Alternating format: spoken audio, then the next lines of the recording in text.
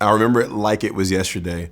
My wife and I drove down a long road with a car full of stuff to drop off our daughter and all of her stuff to what would be her new home for the next 4 years, her college campus. Now, it was her college move-in day, and she was a 17-year-old college freshman. And we knew that we were launching her into a new world that would be full of challenges, full of concerns. And then a year later, we had to do the exact same thing for our son. You see, he was now a college freshman, and this was the beginning of a different phase of life altogether. You see, we would now have 2 adults in college, no children at home, and life was changing in ways that we had anticipated, but we weren't really sure we were ready for.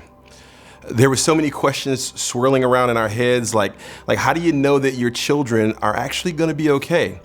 How do you support your children through these challenging years? How do you know that in the short walk from the car to the campus, that they won't lose their brains? Their brains are going to be important. They're going to need those. But then how do they not lose their faith as well? You see, how do you know that any of the things that you taught or that you emphasized as a parent were going to stick? And then there was this nagging reality that set in. Not only were we going to be entering a new phase with our children, but so were my wife and I. You see, we were now empty nesters, and that came with some rights and privileges, but it also provided some concern, maybe even a little fear and anxiety, because our role as parents was now going to change. So how do we help our children to not just survive, but to thrive as they flourish as teenagers and young adults? How do we go from doing things with and for our children to them doing the same things for themselves? Well, I can tell you that it's not an easy answer. I can also tell you that my wife and I have had challenges at times because we're no different than you. You see, we had heard all the scriptures like Proverbs 22:6 that tells us to train up a child in the way that they should go, and when they're old, they won't depart from it. We had heard Psalm 127 that tells us that children are like arrows in the hands of a master. But if we're honest, when they became teenagers, we weren't always sure how that worked, or where we were supposed to step in, or even what we were supposed to do. You see, our children go from being learners, where they are actively seeking our guidance, and they try to mirror our example, and then they kind of move into this phase of being explorers, where they take steps towards living as young adults and making real decisions for the first time in their lives. And that changes our role. As parents, we move from being teachers to being guides. And then they kind of move again into this area where they start to focus and hone in on who they are and who they want to be. And so our role again changes from guide to more of a provider of resources and a coach. You see, our children are always dynamically changing as they grow. And so are we as parents. And so our goal, our objective is that we want to grow with them. And there's a model of parenting that kind of focuses on this kind of role. We actually call this model growing with parenting. Let me define what I mean. Growing with is a different look at parenting that emphasizes our role as parents in a mutual journey of intentional growth for both ourselves and our children. It's a model that focuses on trusting God to transform all of us as we grow together. Now, this is a different look at parenting because it focuses on these 3 strategic ideas, these dynamic principles where our children are always developing and growing as they move from their teenage years to their young adult years. These 3 things are faithing, adulting, and withing. Now, let's start with faithing. Faithing is a child's growth in owning their own faith journey with God as they encounter new experiences and new information. It involves mentoring, guiding, but it's a little more than that.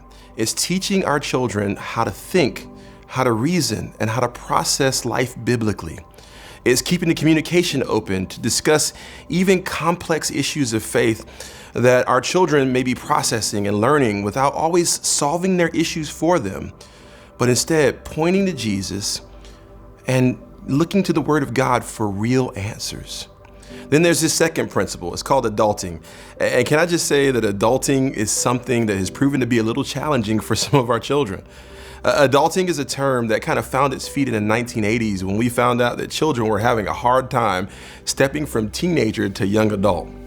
Now, it describes this practice of kind of behaving in a way that's characteristic of a responsible adult. It's helping them to learn and practice tasks like saving money, paying taxes, meal planning, grocery shopping, medical insurance, like building and using credit, paying student loans, and of course the big one, how do I do my laundry again? Our children are trying to figure out how to be functional and faithful adults, and they're gonna need guidance and care to accomplish these goals as they move from adolescent to adult. And then there's this last area. And I think this last one sets the tone for the other two. It's called withing. Withing includes a family's growth and how they support one another as children and how they grow more and more independent. Withing includes developing walls of relationship and support that provide guardrails for our young adults, but also serves to repair brokenness with the love of Christ, and oftentimes reorientation as our children find struggles and lose their way. It includes availability, accountability, and this unique posture of listening and responding with steadiness to help our children to navigate their teenage and young adult years. You see, growing with parenting is a new look at how we can help our children to flourish as young adults. Now, if you'd like to know more about this kind of parenting, I want to point you to a resource that I believe can help. It's a book that actually has that title, Growing With, and it's written by Kara Powell and Stephen Argue. And the book contains all of the concepts of this kind of growing with parenting. The book is full of biblical principles and personal examples of challenges that are often faced by parents as they grow with their children. Buying the book gives you access to a free podcast with information on how to implement and how to thrive in this kind of parenting. There's a quiz that you can take that will help you to assess where your children are. Are they learners? Are they explorers? Or are they focusers? And it'll give you tips on how to help them in their current stage. Now, there's even a network of other parents who you can learn from and who you can encourage, and they can encourage you as each of you take steps to grow with your children. The end goal is that we want to see teenagers and young adults thriving and flourishing in their faith and in their future. And we want to see their parents right alongside them doing exactly the same thing as they enter this active and wonderful phase of parenting.